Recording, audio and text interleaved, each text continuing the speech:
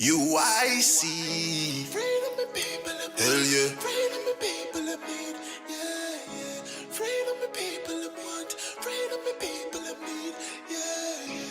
Freedom the people of want. Freedom the people of need. Yeah, yeah. Freedom the people of want. Freedom the people of need. Yeah, yeah. Real man a road. Now bow wolf in a tree grand a road. Now bow down to no demon a road. UIC when you see man a road, me say yeah. Real man a road. Now bow wolf in a tree grand a road. Now bow down to no demon a road. UIC when you see man a road. Ready fi broke every chain. That when you free up the people, levitate.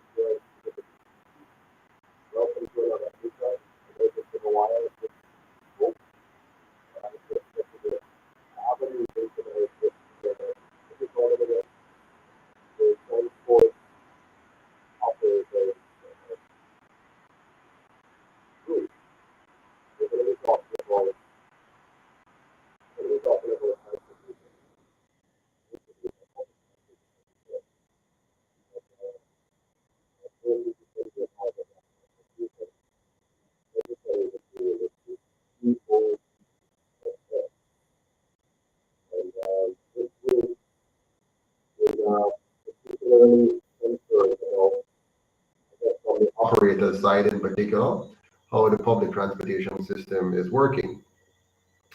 So tonight I'm going to talk a little bit about that with this group. And let me get the name properly. It is the Transportation Operators Development Sustainable Services, TODSS.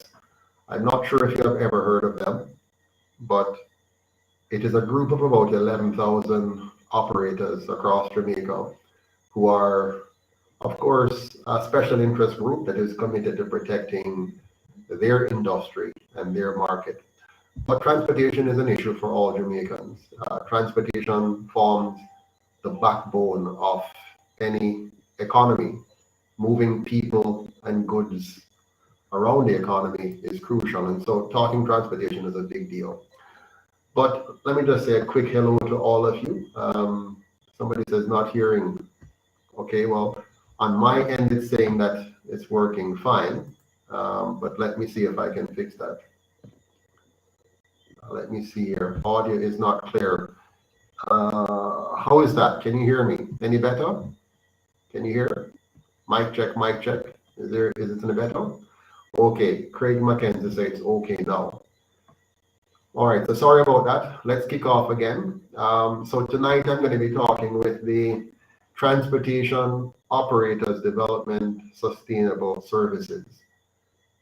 That's a special interest group that is concerned with the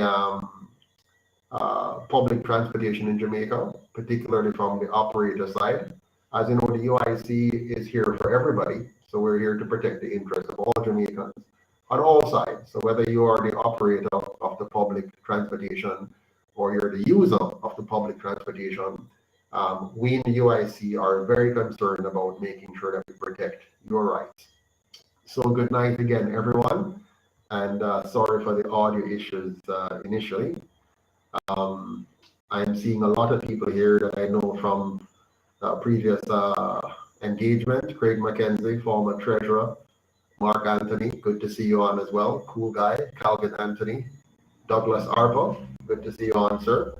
And I know it's been a while since I've been on a live. I've been allowing others to get out there and share their thoughts and just to engage, so you can see other members of the UIC team. You would have seen people like Chase Neal, our General Secretary, and who is also our Shadow Minister for Education and Human Development.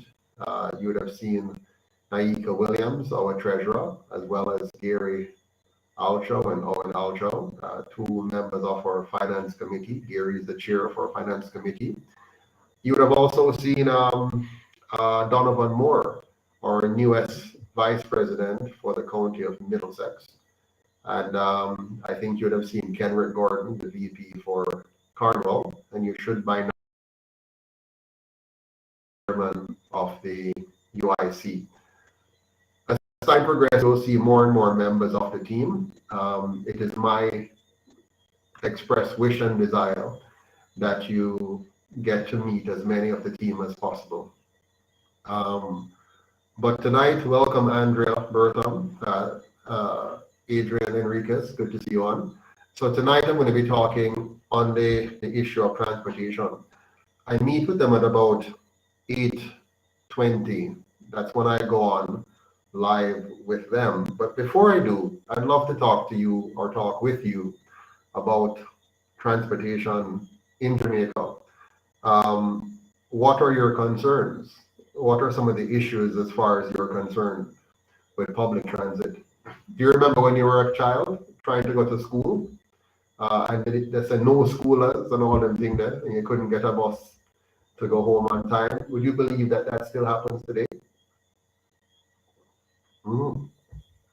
Today, there are still students who are struggling to get on a bus to get home on time or to get to school on time. The pain points continue to exist for more than 70 years now. In fact, there was a time when we had a bus service called JOS. Do you remember JOS? Does anybody remember the Jamaica Omnibus Service, JOS? Those big green buses that used to run, and most times they were on time, on schedule. That is one of the infrastructure, if you will, or public service that was a byproduct of the transition from the full-time control of our colonial masters to transitioning Jamaica into the hands of our current leaders. So, you know, initially, when the colonial masters were leaving, there are some things that were working relatively well compared to others. One of them was the bus service. But you find that, and this is very important and I want you to understand this, you find that Jamaica was under a dictatorship. So the colonial masters were the dictators. So you didn't have elections. You didn't have the people voting for what they want. You had dictators in charge, and whatever the colonial masters said, that's how it go. And so the only way that people could effect some sort of change for the most part was to, you know, riot or strike or have some form of outburst that's negative, that creates some form of public instability, some kind of protest. And then the powers that be would adjust themselves. You might recall during the slave era, the slaves, of course, would try to sabotage the slave master's plantation. They would sometimes burn the crops. They would, you know, damage some of the equipment. They would, if they can, try and kill one or two of the slave masters or colonial masters. So that was the way. So prior to the voting process, Jamaica was under much of a dictatorship by the colonial leaders.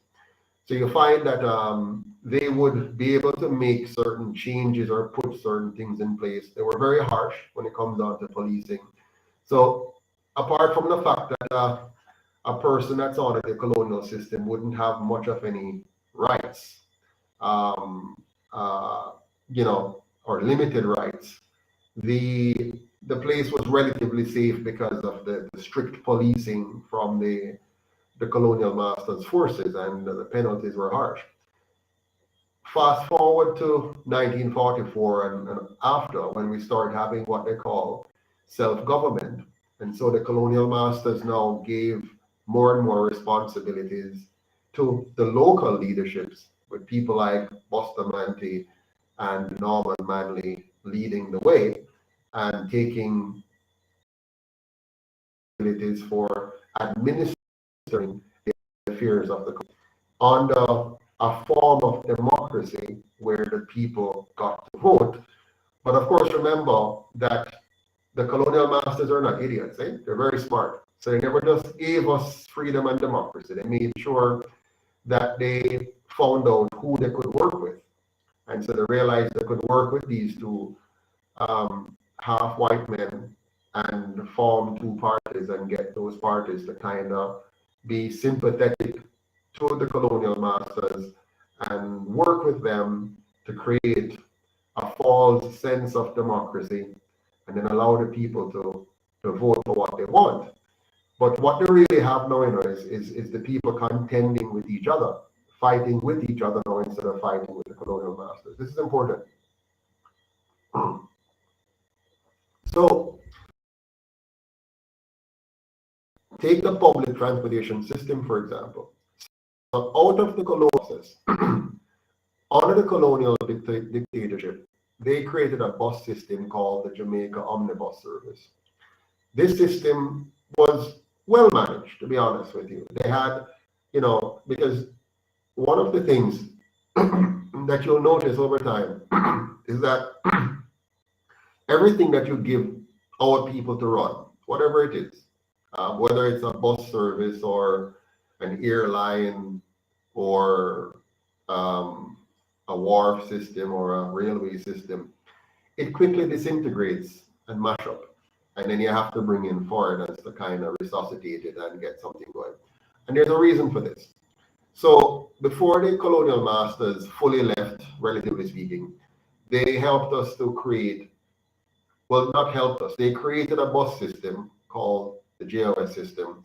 And this system was operating fairly well because you had people who were skilled in planning, organizing, managing, managing maintenance, fleet maintenance, managing logistics, planning routes, doing all the things you need to do to have an efficient and effective transportation system in the country.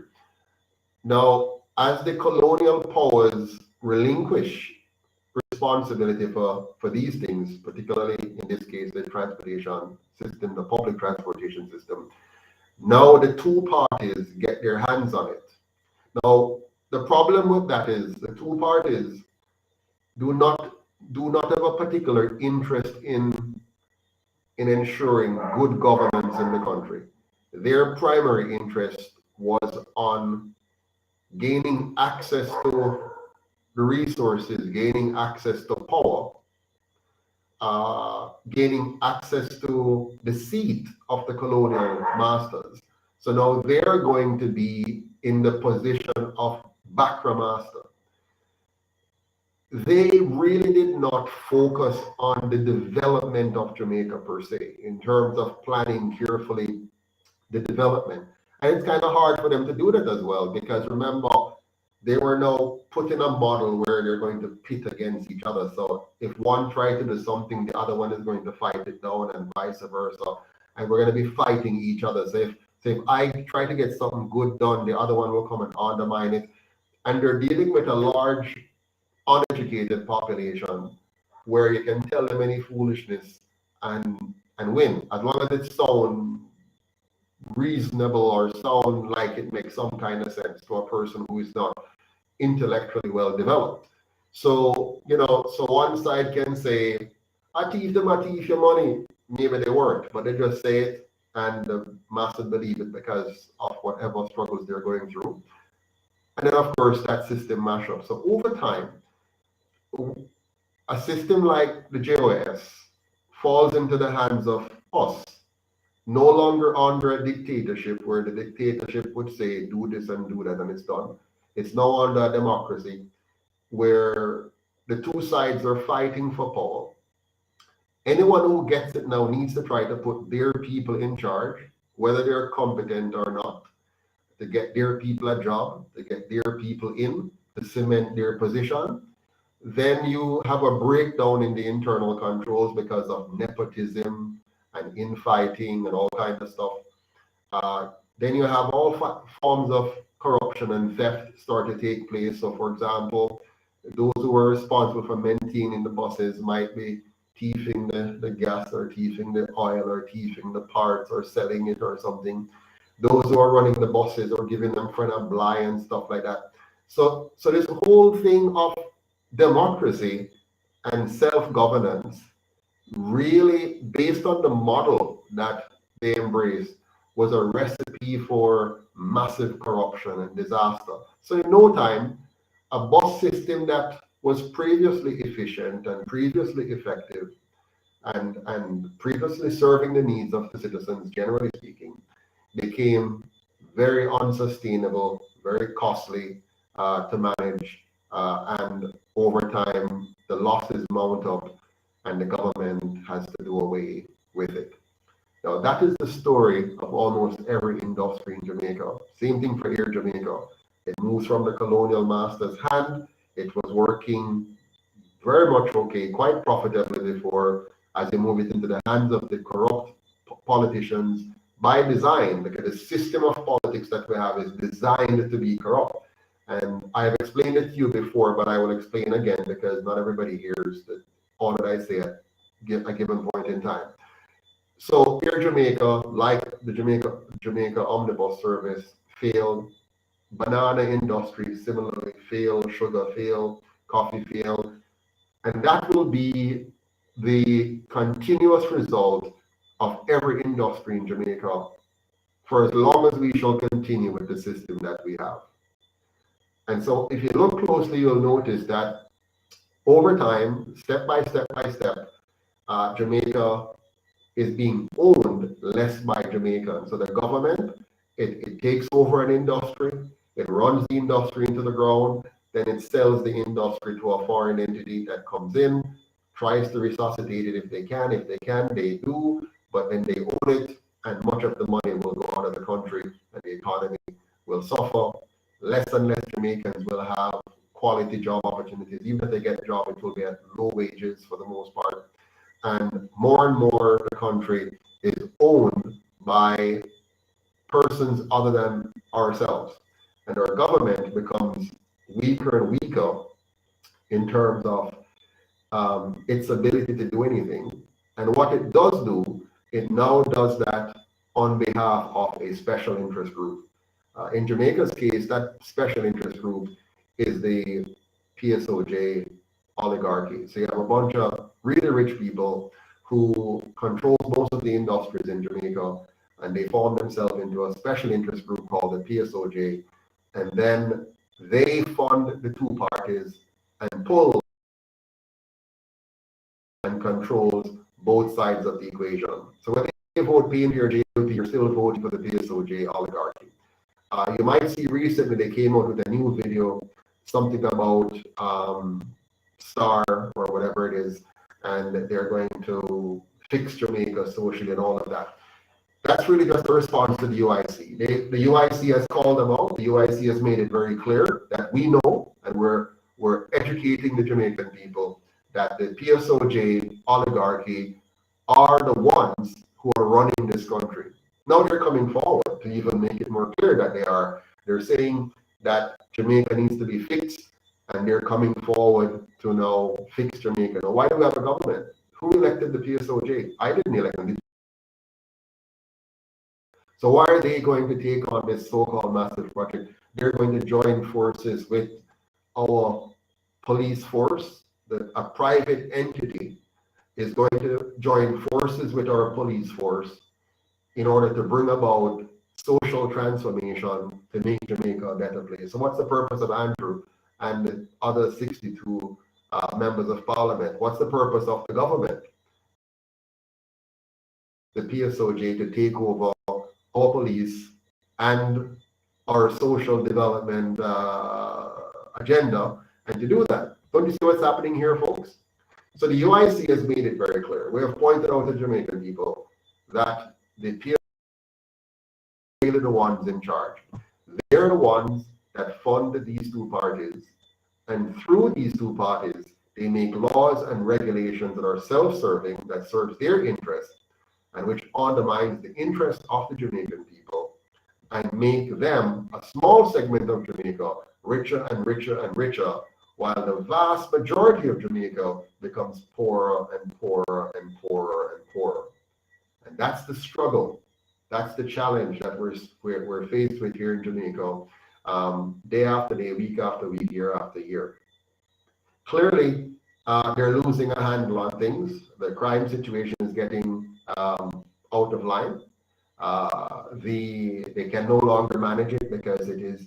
If they were to try to really manage it and really crack down, who will they be cracking down on but themselves? Because if you go to like downtown Kingston, in the Beeston Street, Blake Road, Hanover Street here, all those places, who's really causing all the mayhem and the bloodshed and murder? It's the political connection that is there causing it. So if they were to truly crack down on the criminals, they're going to have to crack down on those in the upper echelon of our society who is feeding all of this. Those who are funding criminal enterprises, those who are funding the importation of guns, those who are facilitating the transshipment of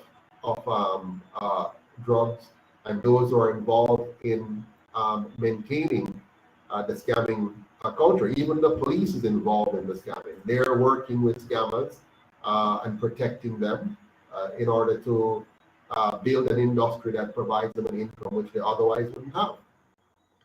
It is very difficult for the typical Jamaican to earn the kind of living necessary to enjoy a decent standard of living in this country. Very, very difficult. Very, very difficult, because the cost of living is based on the US dollar, while Jamaicans don't earn at that level. We don't earn at that level because the PSOJ oligarchy, working through the two colonial parties, have created an economic structure in Jamaica that keeps the vast majority of Jamaicans as low wages, low earners in this country, while they get to take off the top and keep the majority in an oppressed states. So don't be fooled by the new effort by the PSOJ oligarchy to tell you that they're going to fix Jamaica's social ills. They can't, they won't, because they have a very different agenda. Don't be fooled by the two colonial parties who tell you that they're doing their best to fix the situation and they have a plan, because they have not had a plan for 78 years that worked. And if they can't fix a basic thing like our public transportation system, but rather take it from bad to worse, then you cannot trust them now to say they're going to fix it. So our transport system have some very, very basic challenges. Yeah. If you were to try to travel on our public transit system, one of the first things you'll realize is that they have no respect for you as a customer.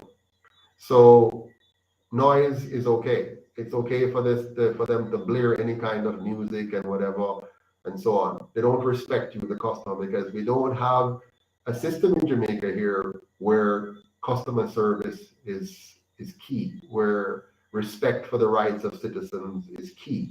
No, and so it's going to be noisy. It's going to be sometimes derogatory, and it's going to be less than comfortable in many instances. You also notice overcrowding on many of our transportation options. Why is that so? Because it's the Wild West.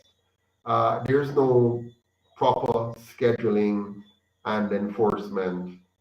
The regulations aren't designed and enforced for the system to run in a way that is both economic and at the same time efficient and comfortable.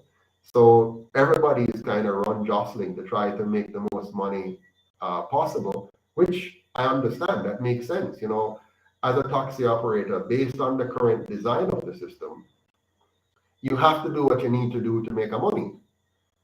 So the system is designed for you to just do what you need to do to make a money, as opposed to having a design which allows you to make a decent income without putting the lives and the comfort of the Jamaican people at risks, you know? So basically, you have a system where the government is there, but they're not there. There's no scheduling. You can't know for certain when a bus is going to come at this point, or get into a taxi at this point, or whatever. Everything is left to guesswork. Yeah, or you have to make your own arrangement and call up a taxi and try to make something and arrange something. It's very poorly run, poorly managed, poorly organized, and so scheduling is lacking. You have a mix of different options. You have the route taxi, you have the minibus, you have the yellow bus, and the citizen is you really have to spend some time to understand the system and engage with it, and it is so frustrating and so inefficient. So as a result of that, you, the citizen, cannot be your best self. You cannot operate at optimal. Do you realize that many of our citizens walk around with very contorted faces? What do I mean by that? They're angry. Every day they're just angry because the system that we operate in makes you angry. It it requires a lot of extra energy to get by in the system. And so the people are just frustrated and angry every day. And this caused a lot of flare-ups to happen, a lot of what you call it now, anger management issues. Remember, the person you're dealing with, they're suffering from low wages. They're probably living in less than desirable condition. They are having uh, family problems stem from the social ills in our society, including, low wages, high cost of living, and then they face a terrible bus service. So these are some of the challenges, and there are many. So the UIC has a plan for Jamaica, and our plan is to get to the problem at the root. And the root cause of our problem in Jamaica is the system of governance which divides us. One which is used by the PSAG oligarchy through the two parties to distract us and then to systematically steal our wealth from us and pushing us further and further down and oppressing us. I have to now go on to my call. I'm going to see if I can I'll keep you on if you don't mind, and I'm going to see if I can connect with those folks now at the transport operators, and see if I can wonder if I can do this. Let me try this here. 1 second. I'm going to try to connect from here and see how that goes. Let's see here.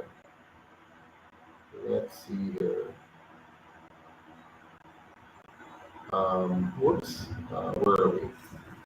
Just a second. Here we go. So I'm going to try to connect now. I'm supposed to be on at 8:20. I hope this doesn't disrupt the call on this end. Let me try. Please forgive me if it interrupts us. Let's see. So you're still with me here. I'm going to see if I can connect with them on the other feed here, and then we can you can hear what I'm saying with them as well. Hope it works. Let's see here. Join the video. Let me know if you still can hear me on the live. Okay. I hope you can.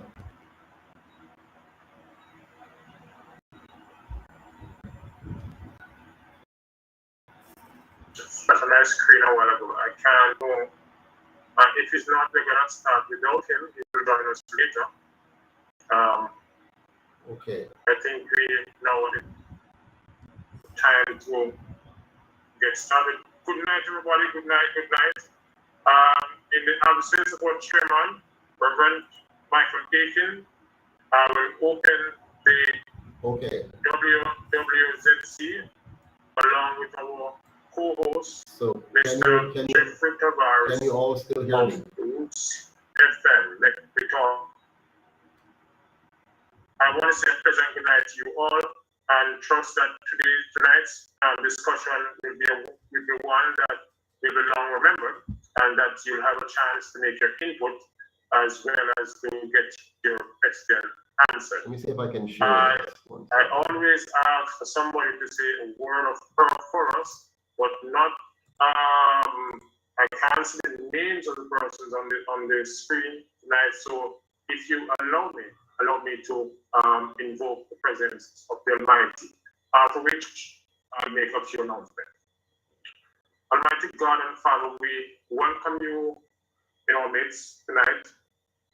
We invoke your holy presence among us, and whatever we shall say or do, to you be ascribed all honor and all glory, which we ask in your precious, holy, and mighty name. Amen. And sisters, tonight is the 51st staging of the WWZC, our weekly Wednesday Zoom conversation. Tonight is expected to be a very